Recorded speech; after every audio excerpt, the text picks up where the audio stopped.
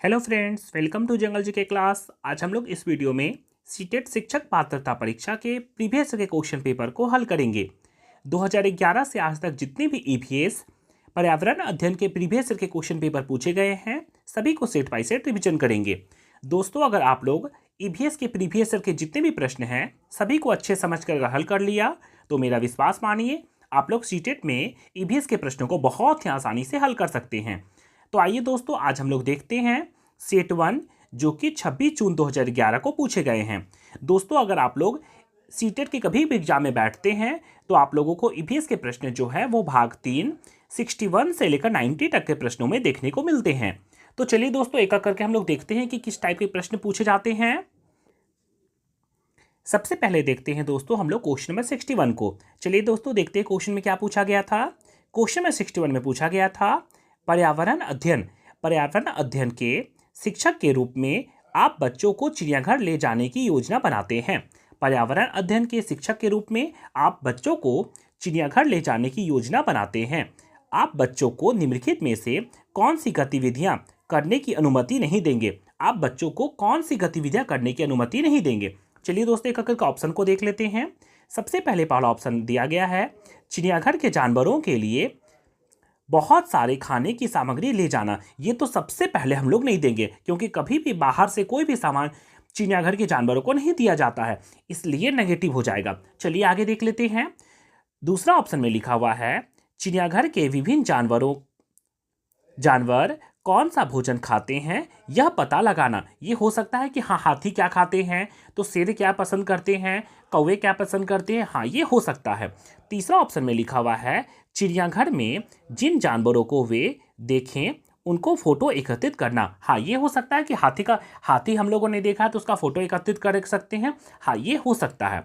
चौथा ऑप्शन में लिखा हुआ है चिड़ियाघर में उन्होंने जो देखा उनका चित्र बनाने के लिए उनकी ड्राइंग की कॉपी को साथ ले जाना। हाँ ये हो सकता है कि जो जानवर को देखे उसके फिगर को टेढ़ा मेढ़ा ही बच्चे बनाए, लेकिन कम से कम बना सकते हैं, ये हो सकता है। हमसे पूछा था कि क्या अनुमति नहीं देंगे, तो इसका सही आंसर हो जाएगा ऑप्शन नंबर 1 कि चिड़ियाघर के जानवरों के लिए बहुत सारे खाने की सामग्री ले जाएंगे। ये काम हम कभी नहीं करेंगे, इसलिए इसका सही आंसर हो जाएगा ऑप्शन नंबर 1। इसे ध्यान में रखिएगा। चलिए दोस्तों, हम नेक्स्ट क्वेश्चन आते हैं क्वेश्चन में 62 में। क्वेश्चन में 62 में पूछा गया है दोस्तों बीज अंकुरन की अवधारणा को इस तरह सबसे बेहतर तरीके से पढ़ाया जा सकता है। बीज अंकुरन, बच्चे को बीज अंकुरन के बारे में बताना है तो उसको हम किस तरह से सबसे बेहतर तरीका से समझा सकते हैं। चलिए एक करके देखते हैं। सबसे पहला ऑप्शन दिया हुआ है बीज बोने, अंकुरन के विभिन्न चरणों का अवलोकन करने और उनका चित्र बनाने की गतिविधि को बच्चों को निष्पादित करने के लिए कहना। हाँ ये हो सकता है कि हम बच्चों को बोल सकते हैं कि बीज बोने, अंकुरन के विभिन्न चरणों का अवलोकन करने और उनका चित्र बनाने की गतिविधियों को बच्चे को निष्पादन के लिए कह सकते हैं। ये काम कह सकते हैं, ये हो सकता है। दूसरा काम है अंकुरित बीजों की फोटो दिखाना। अब कैसे कैसे अंकुरित होगा उसको फोटो तो बहुत बनाना बहुत मुश्किल है ना, तो ये थोड़ा सा मुश्किल हो सकता है। चलिए आगे देख लेते हैं। कक्षा में अंकुरित बीजों को दिखाना और अंकुरित की प्रक्रिया को स्पष्ट करना। अब कैसे बच्चा लाएंगे, अब एक एक बीज को निकालेंगे और देखेंगे कि थोड़ा सा अंकुरित हुआ, देखिए मैडम, थोड़ा सा अंकुरित हुआ, देखिए मैडम, ऐसा तो नहीं कर सकते हैं। चौथा ऑप्शन में दिया हुआ है बोर्ड पर चित्र बनाते हुए अंकुरन के चरणों को प्रदर्शित करना। अब तो फिगर बनाना तो बहुत मुश्किल है ना, इसलिए इसका सही आंसर हो जाएगा ऑप्शन नंबर 1। बीज बोने, अंकुरन के विभिन्न चरणों का अवलोकन करने, उसको देखेंगे और उनका चित्र बनाने की गतिविधि को बच्चों को निष्पादन करने के लिए कहना। यह हो सकता है, इसलिए इसका सही आंसर हो जाएगा ऑप्शन नंबर 1। इसे ध्यान में रखिएगा। चलिए बच्चों, अब नेक्स्ट क्वेश्चन आते हैं क्वेश्चन नंबर 63 में।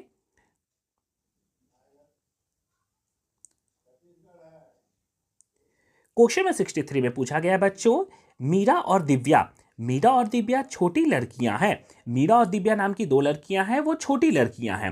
फिर आगे पूछा है मीरा समोसा, कटलेट और डबल रोटी खाना पसंद करती है। मीरा जो थी वो समोसे खाती है, कटलेट खाती है, डबल रोटी खाती है, मतलब छना हुआ चीज खाती है।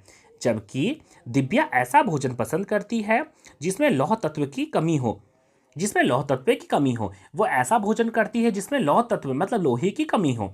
मीरा और दिव्या को निम्नलिखित में से कौन सी बीमारियां होगी। मीरा और दिव्या को निम्नलिखित बीमारियों में से कौन सी बीमारी हो सकती है? चलिए करके देख लेते हैं। मोटापा और स्कर्वी। मोटापा तो हो सकता है, ये तो सही है, क्योंकि मीरा जो है वो क्या खाती है? समोसा, कटलेट, तेल वाला सामान खाती है। मोटापा तो हो सकती है, लेकिन दिव्या जो थी वो ऐसा भोजन पसंद करती है जिसमें लोहे की कमी हो, तो लोहे की कमी से स्कर्वी रोग तो होता नहीं है, तो ये तो हो नहीं सकता है। चलिए नेक्स्ट ऑप्शन देख लेते हैं। ऑप्शन नंबर दूसरा में पूछा गया है दोस्तों, स्कर्वी और एनीमिया। हाँ, लोहे मतलब आयरन की कमी से एनीमिया होती है, लेकिन तेल वाला सामान खाने से स्कर्वी तो होता नहीं है, तो ये तो हो नहीं सकता है। एनीमिया और रतौंधी, रतौंधी तो हो नहीं सकता है, और हम लोग जानते हैं कि तेल वाला सामान मतलब छना हुआ सामान खाएंगे तो उससे हम लोगों को मोटापा हो सकता है। तो शुरू में मोटापा, तो ये तो शुरू में एनीमिया लिख दिया, मतलब ये भी हो नहीं सकता है। चौथा ऑप्शन में लिखा हुआ है मोटापा और एनीमिया। हाँ, ये हो सकता है, क्योंकि समोसा, कटलेट, डबल रोटी ये सब तेल वाला सामान है, उसको खाएंगे तो मोटापा हो जाएगा, और लोहे की कमी वाला सामान खाएंगे तो उससे एनीमिया हो जाएगा। तो ये ऑप्शन इसका करेक्ट आंसर हो जाएगा, इसे भी ध्यान में रखिएगा। चलिए बच्चों नेक्स्ट क्वेश्चन आते हैं क्वेश्चन नंबर 64 में। क्वेश्चन नंबर 64 में पूछा गया है बच्चों को विभिन्न प्रकार के ईंधन से परिचित कराने के लिए शिक्षक, बच्चों को विभिन्न प्रकार के ईंधनों से परिचित कराने के लिए शिक्षक क्या करेंगे? तो चलिए करके ऑप्शन देखते हैं। सबसे पहला ऑप्शन लिखा हुआ है कक्षा में कुछ ईंधनों के नमूने दिखा सकते हैं। कक्षा में कुछ ईंधनों के नमूने दिखा सकते हैं। ऐसा तो करेंगे नहीं कि बच्चा को बोलेंगे कि जाइए पेट्रोल लेके आइए, केरोसिन लेके आइए, मोबिल लेके आइए, ऐसा तो नहीं कर सकते हैं, तो ये तो गलत हो जाएगा। दूसरा ऑप्शन में लिखा हुआ है एक लघु फिल्म दिखाने के साथ खाना पकाने के लिए इस्तेमाल होने वाली संभावित ईंधनों के प्रकारों पर बच्चों के साथ चर्चा कर सकते हैं। हाँ, हम चर्चा कर सकते हैं। एक छोटा सा लघु फिल्म दिखा के बच्चों को खाना पकाने के लिए इस्तेमाल में होने वाली संभावित ईंधनों के प्रकारों पर बच्चों के साथ चर्चा कर सकते हैं। ये ऑप्शन हो सकता है, इसलिए इसका सही आंसर हो जाएगा ऑप्शन नंबर दूसरा, इसे भी ध्यान में रखिएगा। चलिए बच्चों अब नेक्स्ट क्वेश्चन आते हैं क्वेश्चन नंबर 65 में। क्वेश्चन में 65 में पूछा गया है बच्चों मानचित्र पढ़ने के लिए आवश्यक कौशल में शामिल है। मानचित्र बच्चों को पढ़ाना है तो उसके लिए क्या कौशल होना चाहिए? चलिए ककर का ऑप्शन देख लेते हैं।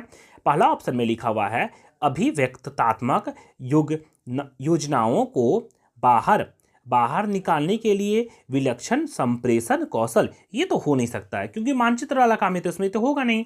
दूसरा ऑप्शन में लिखा हुआ है स्थान, दूरी, दिशाओं की सापेक्ष स्थिति को समझने की योजना। हाँ, ये सही इसका आंसर हो सकता है। चलिए आगे देख लेते हैं। ड्राइंग और पेंटिंग में विलक्षण कुशलता, ये तो कोई ऑप्शन नहीं है, मानचित्र से कोई मतलब नहीं है ड्राइंग और पेंटिंग का। चौथा ऑप्शन में लिखा हुआ है ग्लोबल पर स्थित दर्शाने के लिए स्केच और गणनाओं का उपयोग करने की योजना। ये तो हम ग्लोबल में क्या दिखाएंगे, हम लोगों को मानचित्र पढ़ना है तो ग्लोबल से तो कोई मतलब नहीं है, इसलिए इसका सही आंसर हो जाएगा ऑप्शन नंबर दूसरा। कभी भी बच्चों को मानचित्र पढ़ाना होगा तो उसके लिए स्थान, एक जगह से दूसरे जगह की दूरी, जैसे कि राजस्थान से मध्य प्रदेश की दूरी, और किस दिशा में वो, इसकी स्थिति को समझना बेहद जरूरी है, इसलिए इसका सही आंसर हो जाएगा ऑप्शन नंबर दूसरा, इसे भी ध्यान रखिएगा। दोस्तों आप लोगों को ईवीएस का प्रश्न हल करना बेहद आसान है, बस आप लोग थोड़ा सा जनरल नॉलेज को बस ध्यान में रखिएगा, तो आप लोग ईवीएस के प्रश्नों को बहुत ही आसानी से दिमाग से हल कर सकते हैं। चलिए बच्चों अब नेक्स्ट क्वेश्चन आते हैं क्वेश्चन नंबर 66 में। क्वेश्चन नंबर 66 में पूछा गया है बच्चों पर्यावरण अध्ययन की कक्षा में बच्चों के व्यक्तिगत अनुभवों को महत्व देना शिक्षक को लाभ पहुंचाता है। पर्यावरण अध्ययन की कक्षा में बच्चों के व्यक्तिगत अनुभव को महत्व देना शिक्षक को लाभ पहुंचाता है। क्या लाभ पहुंचाएगा? इसमें 4 ऑप्शन दिया हुआ है।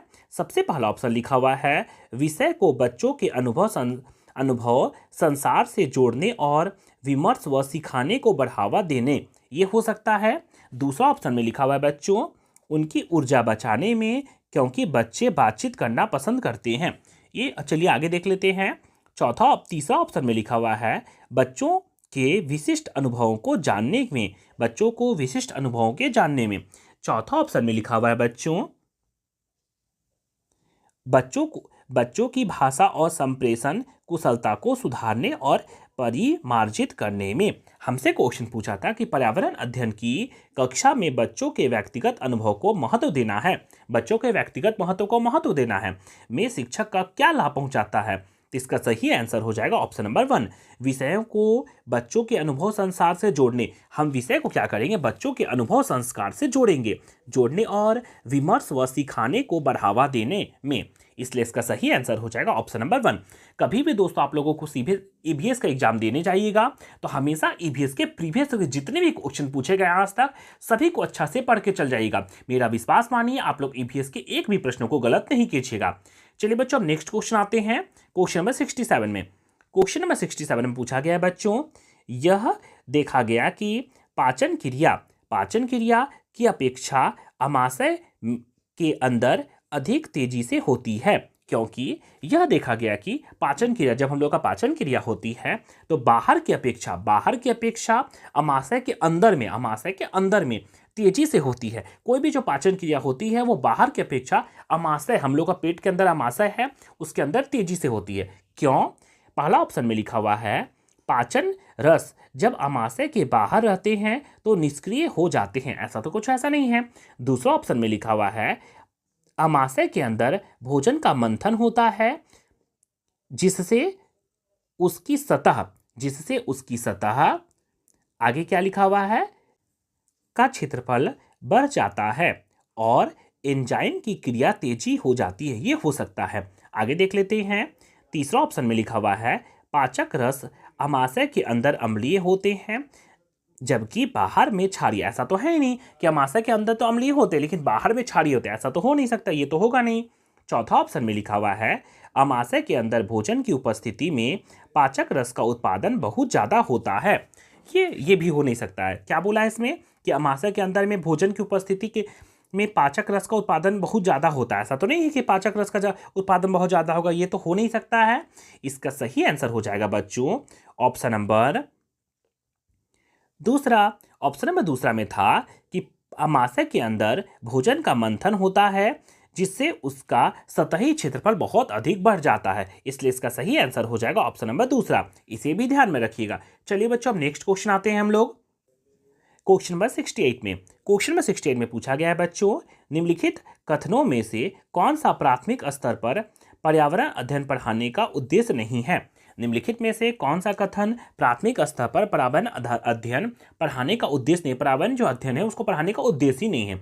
चलिए आगे देख लेते हैं। सबसे पहला ऑप्शन लिखा हुआ है बच्चों पर आकलन के लिए शब्दावली और परिभाषा का बोझ डालना। नहीं, कभी भी रटने पे तो ध्यान ही नहीं देना, इसलिए आंसर तो हो ही नहीं सकता है। आगे क्या होगा, जीवन और पर्यावरण से सरोकार रखने वाले मूल्यों को आत्मसात करना। हाँ, ये हो सकता है। चलिए आगे देख लेते हैं। प्राकृतिक व सामाजिक वातावरण के बारे में उत्सुकता जागना, ये हो सकता है कि प्राकृतिक व सामाजिक वातावरण के बारे में उत्सुकता जगाना है। चौथा ऑप्शन में लिखा हुआ है बच्चों को खोजने की क्रिया में लगाना और व्यवहारिक क्रिया करवाना जो संज्ञात्मक और मनचालक कौशलों के विकास में सहायक होती है। हाँ, ये हो सकता है, ये भी हो सकता है। हमसे पूछा था नेगेटिव, तो इसका सही आंसर हो जाएगा नेगेटिव। मतलब बच्चे को कभी भी रटाना तो नहीं है, रटाने वाला बोझ में तो डालना ही नहीं कि शब्दावली रटो, परिभाषा रटो, ऐसा तो कुछ करना नहीं है। तो हमसे क्वेश्चन पूछा था नेगेटिव, तो इसका सही आंसर हो जाएगा नेगेटिव। इसे भी ध्यान में रखिएगा। चलिए बच्चों, अब नेक्स्ट क्वेश्चन आते हैं क्वेश्चन में 69 में। क्वेश्चन में 69 में पूछा गया है भैंस की पीठ पर अक्सर बगुला पंछी बैठा दिखाई देता। आप भी देखे होंगे गांव में कि भैंस जब चलते रहते हैं उसके पीठ में बगुला जो है वो बैठे रहता है। वो क्या करता है? ऐसा इसलिए होता है क्योंकि बगुला क्या करेगा, भैंस की पीठ पर परजीवी कीट खाता है। एकदम सही, इसका सही आंसर हो जाएगा। बगुला क्यों बैठते हैं? क्योंकि भैंस के पीठ में जो या भैंस के बाल में जो छोटा मोटा कीड़ा होते हैं उसको खाते हैं, इसलिए इसका सही आंसर हो जाएगा ऑप्शन नंबर 1। इसे भी ध्यान में रखिएगा। चलिए बच्चों, नेक्स्ट क्वेश्चन आते हैं क्वेश्चन नंबर 70 में। क्वेश्चन नंबर 70 में पूछा गया बच्चों, पर्यावरण अध्ययन की पाठ्य पुस्तक में रेलवे टिकट एक नमूना दिखाना। पर्यावरण की पाठ्य पुस्तक में पर्यावरण अध्ययन करवाना है तो उसकी पाठ्य पुस्तक में रेलवे टिकट का एक नमूना दिखाना, एक रेलवे टिकट का नमूना दिखाना है। किस लिए दिखाते हैं? चलिए आगे देख लेते हैं। पहला ऑप्शन में लिखा हुआ है निष्कर्ष पर पहुंचने कि बच्चों की कुशलता का विकास करना। उससे तो कोई मतलब नहीं है, अब रेलवे टिकट दिखा के बच्चों को कुशलता का क्या विकास करेंगे हम। चलिए आगे देख लेते हैं। बच्चों को वास्तविक जानकारी से अंतःक्रिया करने का अवसर देना, साथ ही अवलोकन की कुशलता का विकास करना। हाँ, ये हो सकता है कि बच्चों को अभी की वास्तविक जीवन से अंतःक्रिया करवाना कि हाँ रेलवे टिकट में क्या क्या होता है, रेलवे टिकट ऐसा होता है, इसमें क्या लिखा होता है, वास्तविक जीवन से अवगत कराना, ये हो सकता है। तीसरा ऑप्शन में लिखा हुआ है बच्चों को रेल के किराए के बारे में बताना। क्या मतलब है, बच्चे का तो गार्जियन ले जाते हैं उसको घुमाने के लिए, कहीं भी ले जाते हैं, तो रेलवे टिकट से मतलब तो उसको कुछ है नहीं किराए के मतलब से। आगे देख लेते हैं। टिकट में प्रयुक्त विभिन्न संक्षिप्तताओं का ज्ञान उपलब्ध करना। वो ज्ञान प्राप्त करके क्या करेंगे, बच्चा है, छोटा बच्चे से क्या मतलब उसको, वो तो मम्मी पापा उसको ले जाते हैं घुमाने के लिए। इसका सही आंसर हो जाएगा ऑप्शन नंबर दूसरा, बच्चों को वास्तविक जानकारी से अंतःक्रिया कराने का अवसर देना। बच्चे को जो वास्तविक जानकारी है उससे अंतःक्रिया कराने का अवसर देना, ये इसका हो जाएगा करेक्ट आंसर, इसे भी ध्यान में रखिएगा। चलिए बच्चों अब नेक्स्ट क्वेश्चन आते हैं। क्वेश्चन में 71 में 71 का क्वेश्चन में पूछा गया है बच्चों, निम्नलिखित में से किसमें प्राथमिक विद्यालय में पर्यावरण अध्ययन पढ़ाने का उद्देश्य निरूपित है। निम्नलिखित में से किसमें प्राथमिक विद्यालय में पर्यावरण अध्ययन पढ़ाने का उद्देश्य निरूपित है। कौन सा ऑप्शन में पर्यावरण अध्ययन पढ़ाने का उद्देश्य निरूपित है। चलिए बच्चों एक एक ऑप्शन को देख लेते हैं। सबसे पहले हम लोग आते हैं इसका ऑप्शन में। इसका ऑप्शन लिखा हुआ है बच्चों, यहां मिल गया ऑप्शन में, क्या लिखा हुआ है, तो सबसे पहला ऑप्शन लिखा हुआ है अपने ज्ञान का विस्तार करने के लिए, अपने ज्ञान का विस्तार करने के लिए बच्चों को सूचना देना कि उन्हें कौन सी पुस्तकें पढ़नी चाहिए। अपने ज्ञान का विस्तार करने के लिए बच्चे को सूचना देना, बच्चे को आप सूचना देंगे कि उन्हें कौन सी पुस्तकें पढ़ें, ये तो करेक्ट नहीं है। चलिए आगे देख लेते हैं। विद्यालय में बच्चों के अनुभवों को बाहरी दुनिया से जोड़ना, ये इसका करेक्ट आंसर है। विद्यालय में बच्चों को क्या करना है, बाहरी दुनिया से। मेन पर्यावरण अध्ययन का काम ही क्या है कि बच्चे को बाहरी दुनिया से जो जनरली उसके हो रहे हैं उससे क्या करना, अवगत कराना है, ये इसका हो जाएगा करेक्ट आंसर। चलिए आगे ऑप्शन को देख लेते हैं। बच्चों को तकनीकी शब्दावली और परिभाषा, जहां भी शब्दावली और परिभाषा देगा सबसे पहले उसको काट देना है। शब्दावली और परिभाषा नेगेटिव शब्द, कभी आंसर हो ही नहीं सकता है, जहां देखिए सबसे पहले उसको कट कर दीजिए। चौथा ऑप्शन लिखा हुआ है पर्यावरण अध्ययन से संबंधित तकनीकी शब्दों का अवलोकन। कोई ऐसा तो तकनीकी शब्द तो आपको लगाना नहीं है, इसलिए ये नहीं होगा। इसका सही आंसर हो जाएगा ऑप्शन नंबर दूसरा, इसे भी ध्यान में रखिएगा। चलिए बच्चों नेक्स्ट क्वेश्चन आते हैं। क्वेश्चन में 72 में पूछा गया बच्चों, दत्त कार्य जिसे हम लोग बोलते हैं गृह कार्य, जिसे घर का होमवर्क बोला जाता है, दत्त कार्य के संबंध में निम्नलिखित में से कौन सा कथन सही है। दत्त कार्य के संबंध में निम्नलिखित में से कौन सा कथन सत्य है।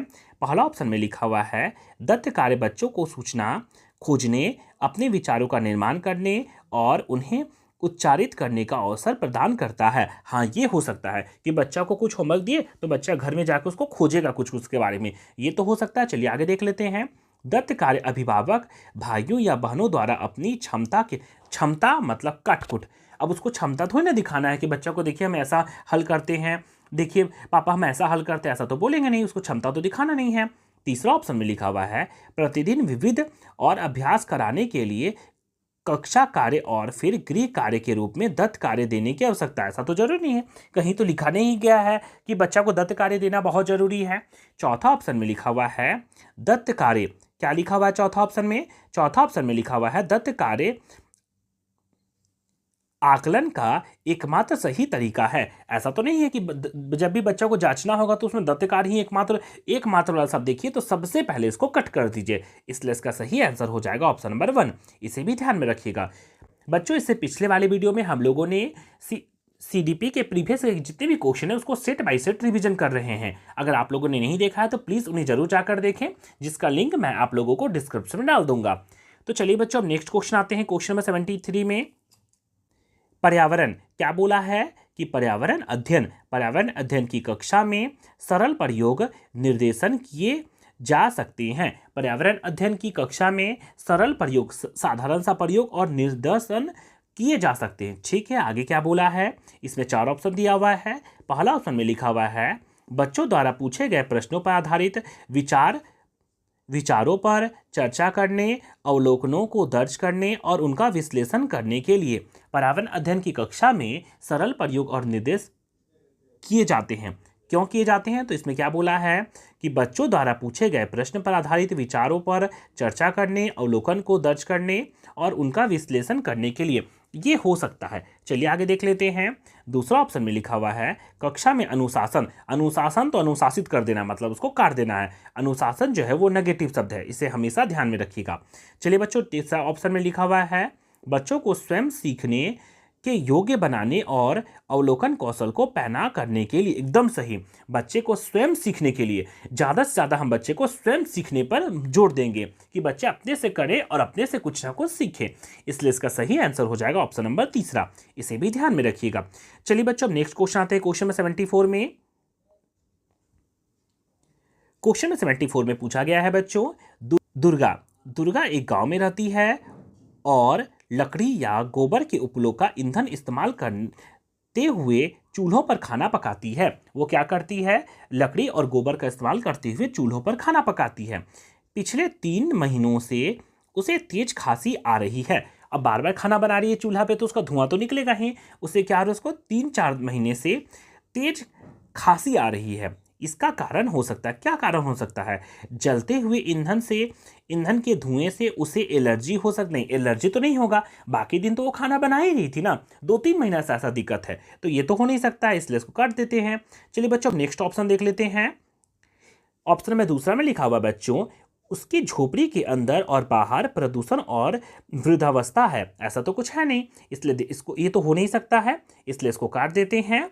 नेक्स्ट लिखा हुआ ऑप्शन, ईंधन के जलने के उत्पादित कार्बन मोनोऑक्साइड जो उसकी श्वसन नली में जमा हो गई है, ये हो सकता है। चलिए आगे देख लेते हैं। चौथा ऑप्शन में लिखा हुआ है जलते हुए ईंधन से उत्पादित काला धुआं जो उसकी श्वास नली में जमा हो गई है होगी, ये हो सकता है। इसलिए इसका सही आंसर हो जाएगा ऑप्शन नंबर 1।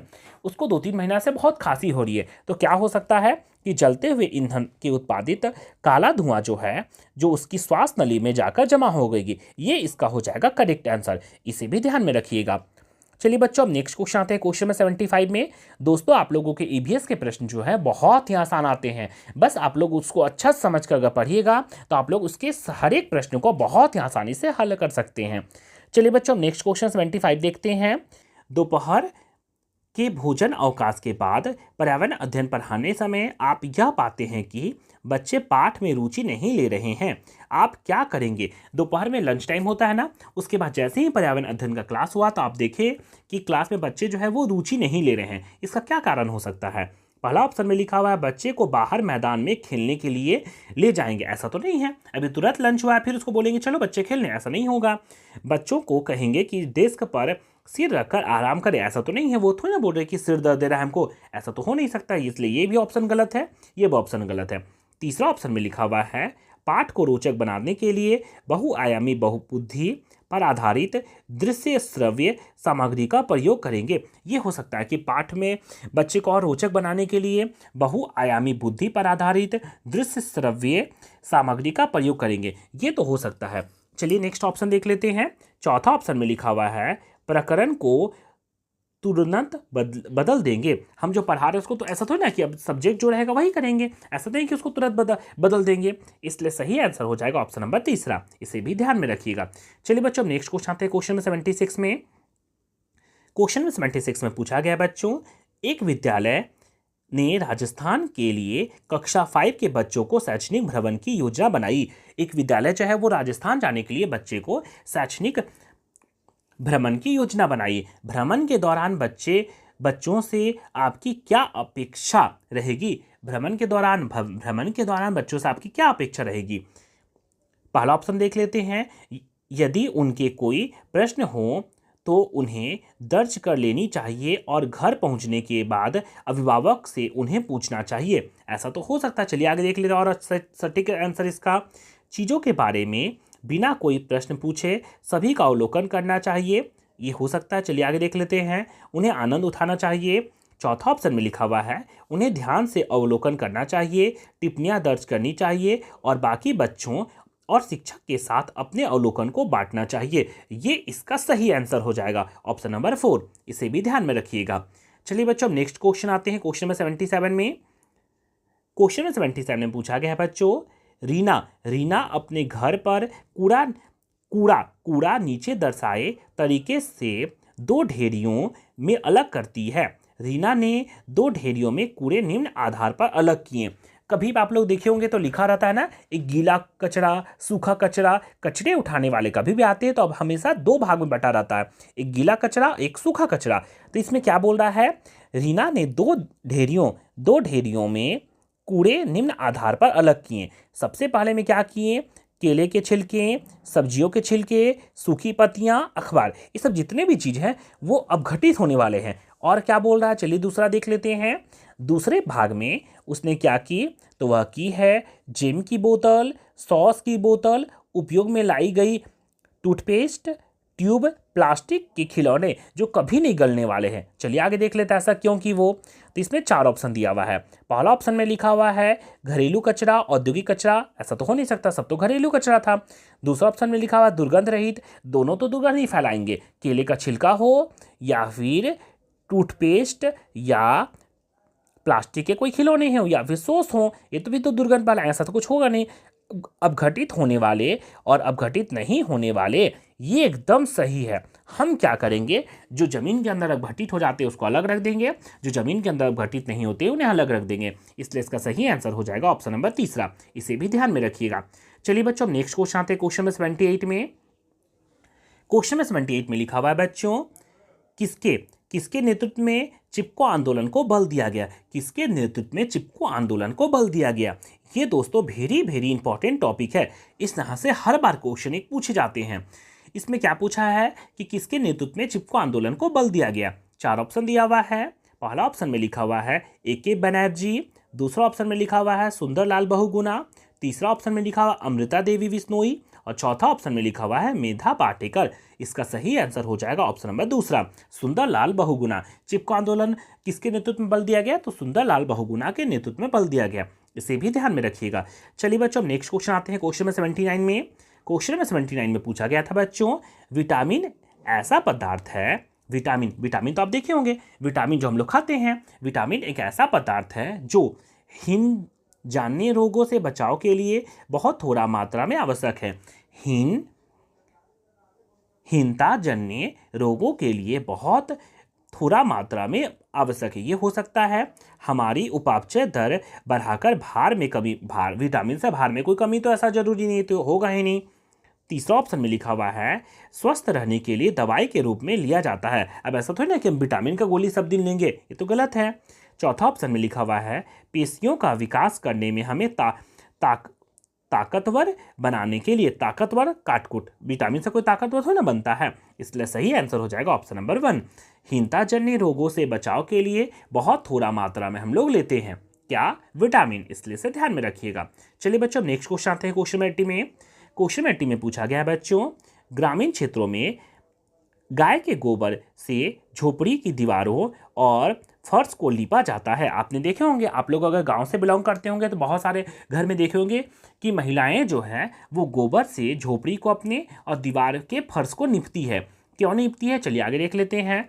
फर्श को प्राकृतिक रंग देने के लिए। अब गोबर कोई प्राकृतिक रंग हुआ क्या, ये तो होगा नहीं, इसलिए कट जाएगा। जो दूसरा ऑप्शन में लिखा हुआ है कीड़ों से दूर रखने के लिए। हाँ, ये हो सकता है कि गोबर का महक से कीड़े जल्दी नहीं आते हैं। तीसरा ऑप्शन में लिखा हुआ है चिकनी और साफ बनाने के लिए। अब ऐसा थोड़ी ना है कि चिकना और साफ बनाने के लिए हम गोबर से नीपेंगे, घर को प्लास्टर भी कर सकते थे, ये तो होगा नहीं। चौथा ऑप्शन में लिखा हुआ है खुरदरा बनाने और घर्षण बढ़ाने के लिए। अब ऐसा थोड़ी ना कि हम घर का पक्का को ही खुरदरा और घर्षण बना देंगे, ऐसा तो होगा नहीं। इसलिए सही आंसर हो जाएगा ऑप्शन नंबर दूसरा, कीड़ों को दूर रखने के लिए। ऐसे भी गांव के घर में नीपा जाता है घर को कीड़ों से दूर रखने के लिए, इसे ध्यान में रखिएगा। चलिए बच्चों, नेक्स्ट क्वेश्चन आते हैं क्वेश्चन नंबर 81 में। क्वेश्चन नंबर 81 में पूछा गया है बच्चों, एक किसान दानों को भूसे से अलग करने चाहती है।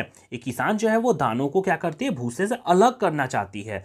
जिस प्रक्रिया में यह किया जाता है वह क्या कहलाती है। फसल का कटाई गलत, हस्तचयन गलत, थ्रेसिंग गलत, निष्पादन।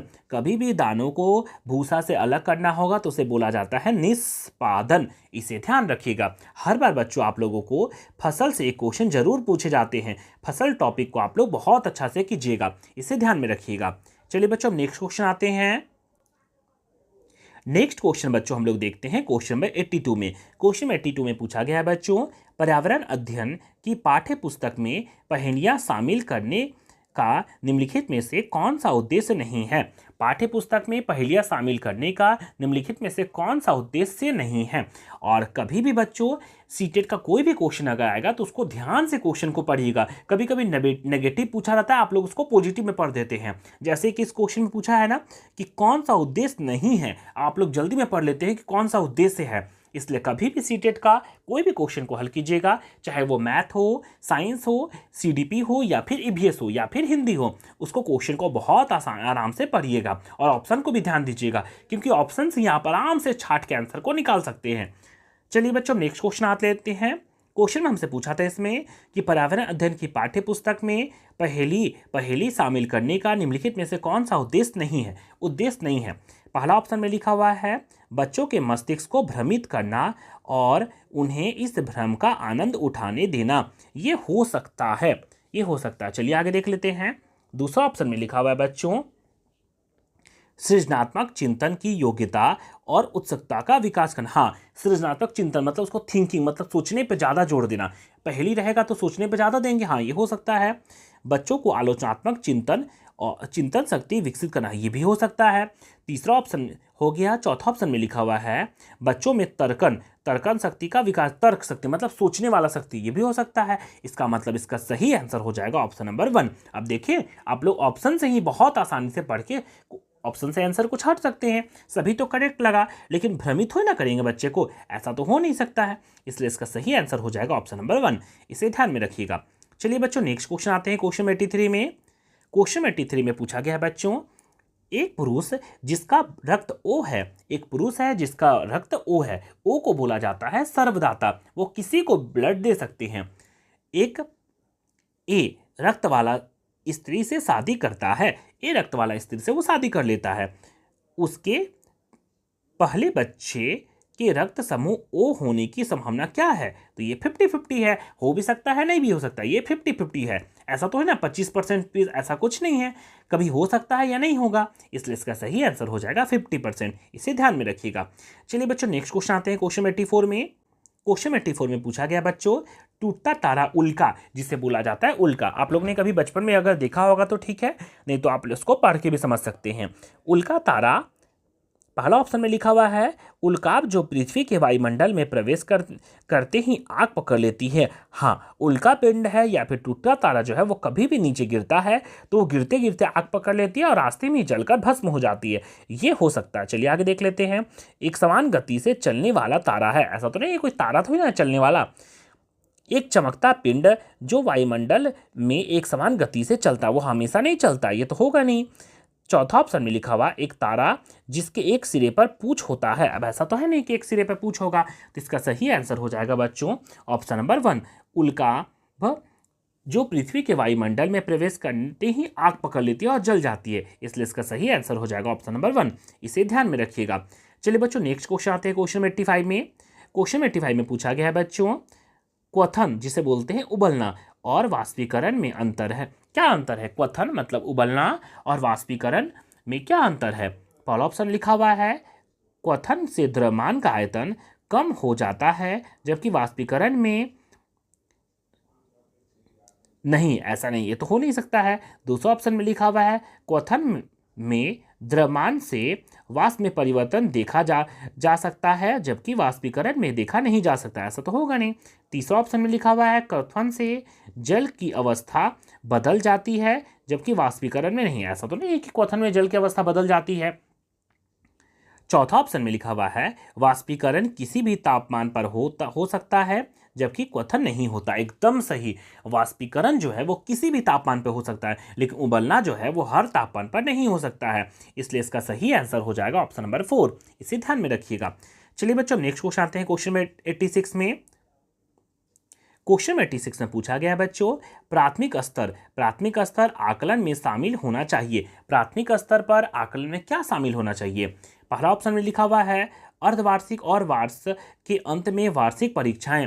अर्धवार्षिक और वार्षिक के अंत में वार्षिक परीक्षा, ऐसा तो जरूरी नहीं है कि बच्चे को आकलन करने के लिए अर्धवार्षिक मतलब 6 महीना और साल में एग्जाम लेंगे, तो इसलिए इसको कट कर देते हैं।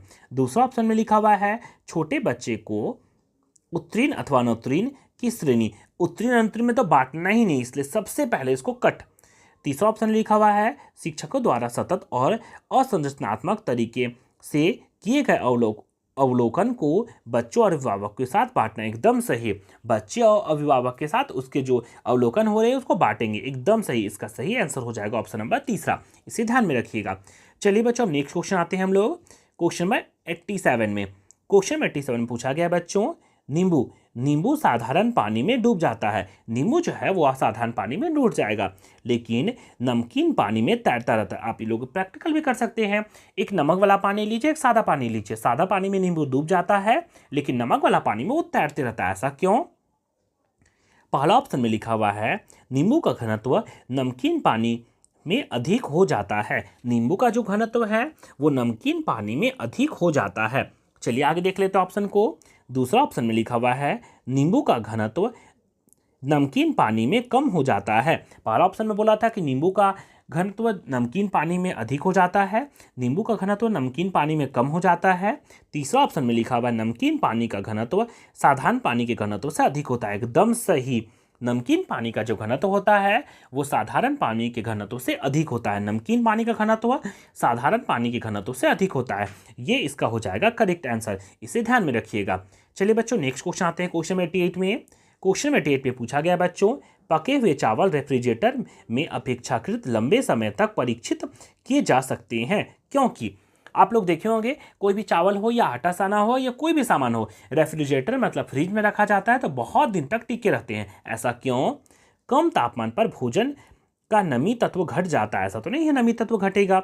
रेफ्रिजरेटर में कुछ ऐसे रसायन होते हैं जो रोगाणु को नष्ट कर देते, नहीं कोई केमिकल भी डाला नहीं रहता है। कम तापमान पर रोगाणु निष्क्रिय हो जाते हैं, कम ताप पर रोगाणु निष्क्रिय हो जाते हैं, एकदम सही। कम ताप रहेगा तो रोगाणु जन्म लेंगे ही नहीं, इसलिए इसका सही आंसर हो जाएगा ऑप्शन नंबर तीसरा, इसे ध्यान में रखिएगा।